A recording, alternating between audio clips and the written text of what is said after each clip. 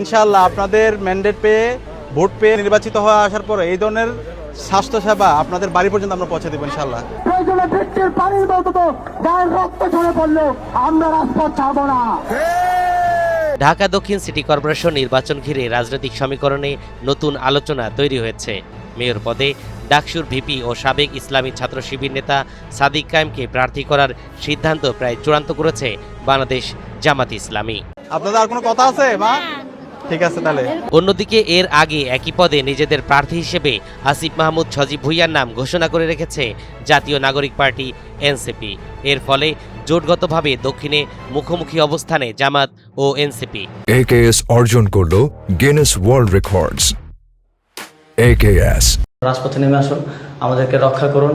জামাত ও NCP গত জাতীয় সংসদ নির্বাচনে একই জোটে থাকলেও ঢাকা দক্ষিণের সম্ভাব্য দুই প্রার্থীর নাম সামনে আসায় ভবিষ্যতের সমঝোতা নিয়ে নতুন প্রশ্ন দেখা দিয়েছে।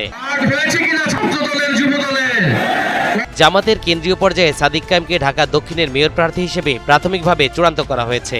নির্বাচনী প্রস্তুতির অংশ হিসেবে তিনি সম্প্রতি ইসলামী ছাত্র শিবিরের কেন্দ্রীয় আন্তর্জাতিক সম্পাদকের দায়িত্ব ছেড়ে দিয়েছেন। আমরা ধরে নিয়েছিলাম যে শ্রমবাজারটা ওপেন হবে, ওপেন হওয়ার ঘোষণাটা আসবে।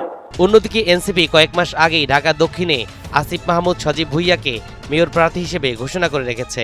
ফলে জামাতের এই সিদ্ধান্ত এনসিপির একটি অংশে অস্বস্তি সৃষ্টি করেছে বলে দলীয় সূত্র থেকে জানা গেছে। কিছু থ্রেট ছিল যে কারণে আমরা পাবলিকলি সেটা অ্যানাউন্স দিই নাই। ঢাকা দক্ষিণ সিটি কর্পোরেশন নির্বাচন ঘিরে জামাত ও এনসিপির অবস্থান স্পষ্ট হলেও চূড়ান্ত সমীকরণ এখনও নির্ধারণ হয়নি। সাদিক কায়েমকে সামনে এনে জামাত নিজেদের সাংগঠনিক শক্তির বার্তা দিতে চায়। অন্যদিকে এনসিপি আসিফ মাহমুদ সজীব ভুঁইয়াকে সামনে রেখে স্থানীয় সরকার নির্বাচনে স্বাধীন রাজনৈতিক অবস্থান প্রতিষ্ঠার কৌশল নিয়েছে। এখন সবচেয়ে বড় প্রশ্ন হচ্ছে, তফসিল ঘোষণার আগে দুই দলের মধ্যে সমঝোতা হবে নাকি ঢাকা দক্ষিণে সরাসরি প্রতিদ্বন্দ্বিতা দেখা যাবে? সে উত্তর এখন রাজনৈতিক অঙ্গনের সবচেয়ে বড় কৌতূহল। সেখানেও আমরা মিডিয়াতে অনেক হাইপ দেখলাম, অনেক কিছু দেখলাম, অনেক কথা শুনলাম। তরিকুল ইসলাম, NTV অনলাইন।